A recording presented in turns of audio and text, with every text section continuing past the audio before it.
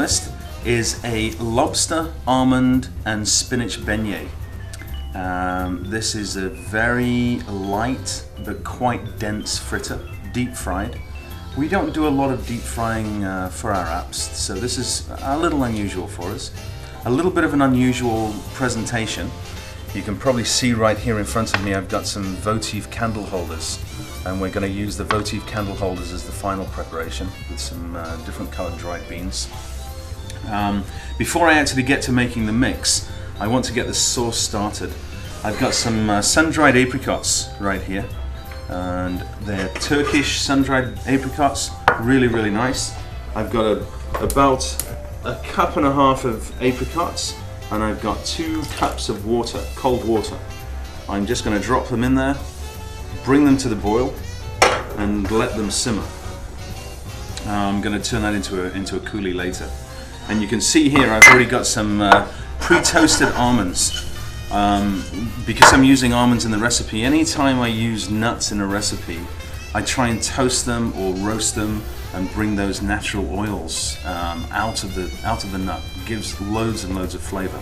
You know, standing here you can just smell those almonds, and that's just going to perfume the beignet really well. So I'm just going to pop those back in the oven for another probably 30 seconds just to finish them off. And while they're finishing, I'll just tell you about this. This is a product that we've started using. This is a peeled, totally whole lobster tail, raw. These are produced by Clearwater. Clearwater, I believe now, are the 2nd largest seafood company in the world. They are American-based, Canadian operated, run out on the east coast of Canada. They have the license for the Nova scallops in Alaska. They produce all the Arctic surf clams, many different brand names. I don't know too much about them. Why I'm pumping this product is they have lobster legs also packed just like this.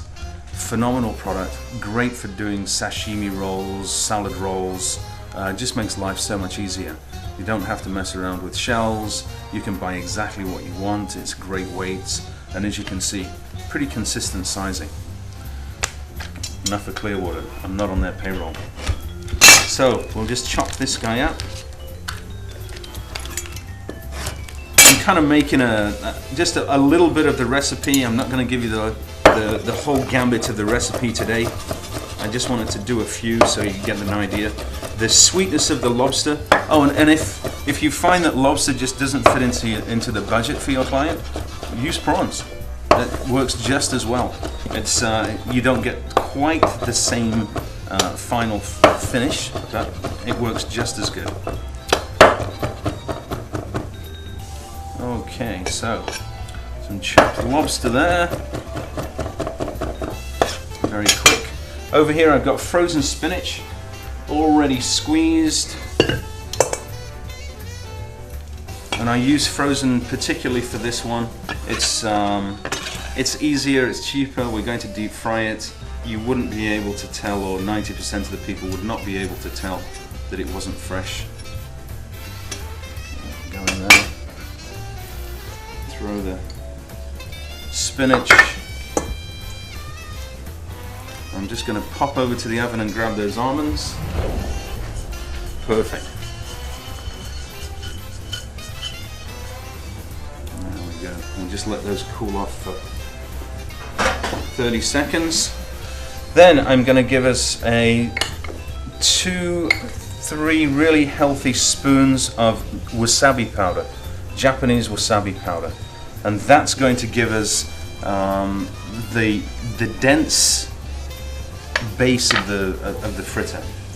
On top of that, to give it the spice, I've got about, well, I've probably got 2 tablespoons there. I'm just going to use 1 tablespoon of sambal. So it's fairly spicy. And some seasoning salt, some pepper,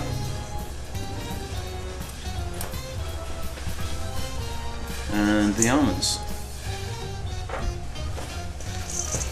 I'm going to just mix all of that.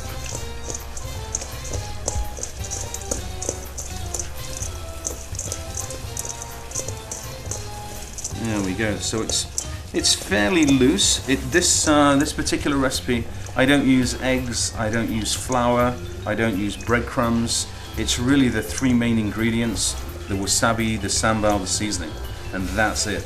That's really all it needs. Wasabi smells great.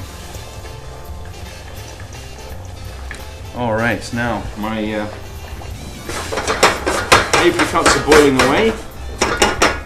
I'm going to turn on my oil at the back there, bring it up to temperature, just so that you can see. I'm going to switch pans over so it's easier for you to see everything frying and cooking. And